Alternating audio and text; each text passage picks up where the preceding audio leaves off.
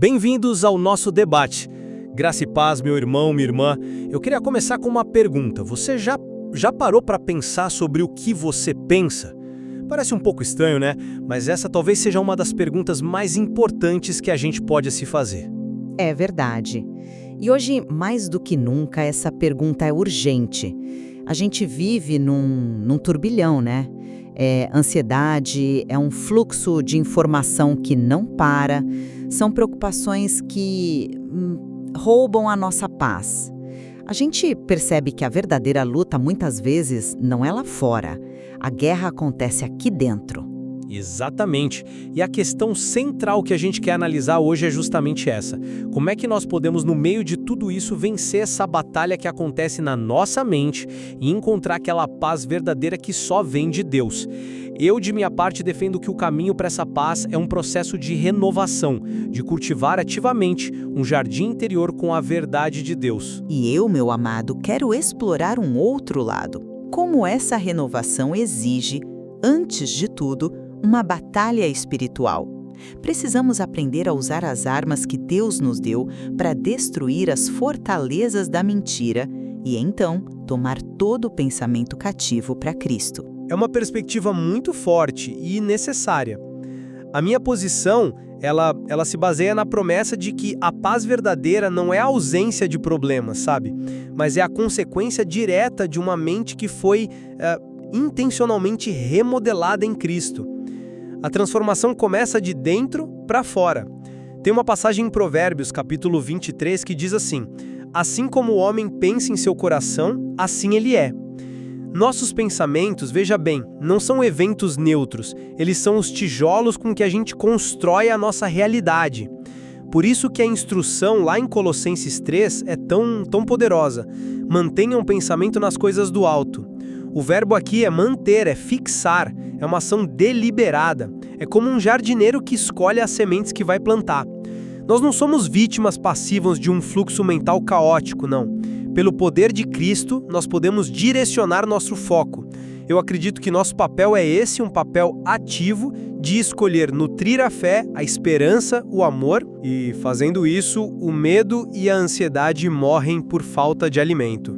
É um ato de construção. A imagem da construção, do jardim, mas a minha preocupação é que ela pode ser perigosamente incompleta.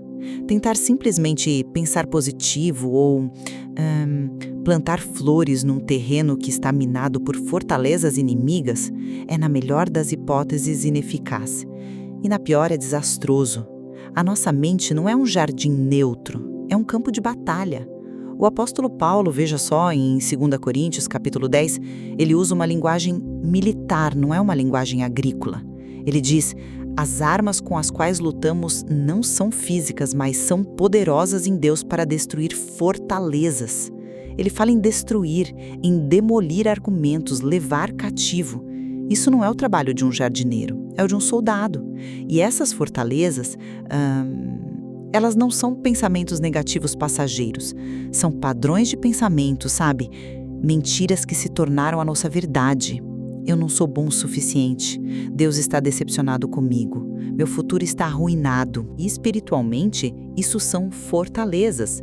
Elas são ataques estratégicos do inimigo. Então a nossa postura não pode ser só de cultivo, mas de combate ativo e vigilância constante. Essa sua menção a fortalezas me faz pensar como é que a pessoa comum, no meio da pressão do trabalho, da família, como ela identifica esses pensamentos que precisam ser combatidos. Para mim, a resposta está no relacionamento, em aprender a discernir a voz do pastor. Em João capítulo 10, Jesus diz que as suas ovelhas conhecem a sua voz e não seguem a de um estranho. Então, o teste prático que eu proponho é este. Esse pensamento que está me consumindo agora, ele tem o tom do meu bom pastor? Ele soa como a voz que me chama de amado, que me perdoa, que me dá esperança?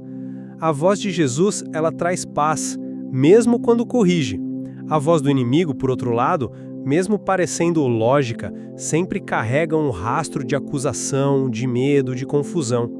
Identificar a voz é o primeiro e mais crucial passo. Sim, mas, com todo o respeito, meu amado, eu acredito que isso é só metade do trabalho. Discernir a voz do inimigo é como o serviço de inteligência de um exército. É vital, mas é inútil se não for seguido de ação. Não basta saber que tem um intruso na sua casa, você precisa expulsá-lo. A própria passagem de 2 Coríntios nos ordena a destruir argumentos. Isso implica confronto. Pense nisto como ser um segurança da sua própria mente. Quando um pensamento não autorizado se aproxima, tipo, você é um fracasso, o discernimento identifica. Mas a ação é parar esse pensamento e dizer: você não tem credencial para estar aqui. Sua identidade é mentira e ela se opõe ao que o meu Deus diz sobre mim. Eu não vou só te ignorar, eu te coloco sob prisão, eu te levo cativo, em nome de Jesus. É uma ação de autoridade, não só de reconhecimento. A sua abordagem, embora tão relacional e bonita, não parece um pouco passiva demais diante de um ataque direto? Eu entendo por que você enquadra como passividade, mas eu vejo como o método mais poderoso de todos. Qual é a maneira mais eficaz de expulsar a escuridão de um quarto? Não é lutar contra ela, é simplesmente acender a luz. A renovação da mente funciona no mesmo princípio. Quando eu sou assaltado por um pensamento de insuficiência, a minha resposta não é entrar num debate com a mentira, é inundar a minha mente com a verdade. É escolher meditar ativamente em quem Deus diz que eu sou. Ao encher minha mente com a luz da palavra, a escuridão da mentira, ela se dissipa por não ter onde se esconder. Não é passividade, é uma ofensiva de luz. É menos sobre lutar com cada pensamento sombrio e mais sobre mudar a atmosfera de toda a mente. Mas e quando a mentira não é uma sombra, meu irmão? E quando é uma estrutura de concreto, uma fortaleza? Você não dissipa concreto com luz, você o demole com poder. Vamos a um exemplo prático. Uma pessoa enfrenta uma crise financeira avassaladora. O pensamento que a ataca é: acabou, não há saída. Deus me abandonou. Como a sua abordagem de acender a luz funciona nesse momento de pânico? Nesse momento, a ação prática é buscar a promessa e fixar a mente nela. É abrir a palavra em Filipenses capítulo 4 e declarar, mesmo que com a voz trêmula: o meu Deus, segundo as suas riquezas, suprirá todas as minhas necessidades em glória, por Cristo Jesus. É uma troca deliberada. Eu me recuso a dar espaço mental para o cenário de desespero e, em vez disso, uso esse espaço para meditar na fidelidade de Deus. Eu construo um altar de adoração bem no meio do vale da preocupação. Veja bem, é aí que a nossa divergência se torna crucial. Eu diria que essa é uma etapa posterior. Antes de construir o altar, você precisa demolir o ídolo do medo que já está erguido ali. Minha abordagem seria mais confrontadora. Primeiro, eu me dirigiria ao pensamento diretamente. Pensamento de miséria e abandono, eu te identifico como uma fortaleza, um argumento que se levanta contra o conhecimento do meu Deus provedor. Eu te levo cativo à obediência de Cristo. E então, sobre o terreno limpo, eu construiria com a promessa de Filipenses. Sem a demolição inicial, a sua declaração da verdade pode se tornar apenas um verniz positivo sobre uma estrutura podre de medo. A batalha precede a construção. O seu ponto sobre a estrutura é fundamental e nos leva à próxima questão. Os passos práticos para essa transformação. Para mim, a renovação é um ritmo diário, uma comunhão contínua. É exatamente o que Romanos 12 descreve. Sejam transformados pela renovação da vossa mente. A transformação é um processo, não um evento único. Um passo prático que eu considero vital é começar o dia antes de qualquer outra influência e perguntar em oração: Senhor, qual é a tua verdade para mim hoje? É permitir que a voz de Deus seja a primeira e a mais alta, estabelecendo o tom para todo o dia. Isso cria um ambiente mental onde a verdade floresce e as mentiras murcham. Eu aprecio a beleza dessa prática, mas eu acredito que ela precisa ser sustentada por uma disciplina rigorosa. Provérbios 4 nos ordena: acima de tudo, guarde o seu coração, pois dele procedem as fontes da vida. E o coração aqui inclui a mente, né? Guardar não é uma atitude passiva. Um guarda num portão não fica só criando uma atmosfera agradável. Ele vigia, Ele inspeciona, ele interroga quem tenta entrar. Da mesma forma, precisamos vigiar os portões da nossa mente, filtrando cada ideia, cada sugestão, através da peneira da Palavra de Deus. A sua prática matinal é excelente para estabelecer a guarda, mas a disciplina é manter a vigilância durante todo o dia, especialmente quando o ataque é súbito. O seu ritmo de graça resiste a um ataque surpresa? É uma pergunta justa. Pensemos em algo que ataca de surpresa. A memória de uma ofensa, uma ferida antiga que volta a doer. O pensamento de amargura surge. Pela ótica da renovação, o passo é entregar essa dor em oração. É dizer, Pai, isso dói de novo. Eu entrego essa memória e essa dor a Ti. Peço que o Teu Espírito Santo preencha este espaço ferido com a Tua paz.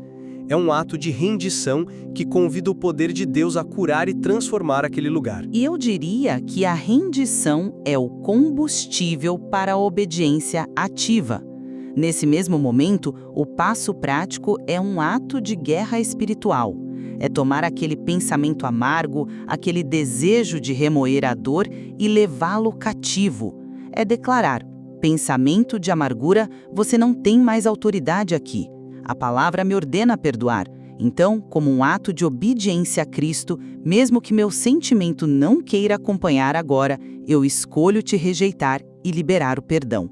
É uma disciplina, é usar a arma do perdão para demolir a fortaleza do ressentimento.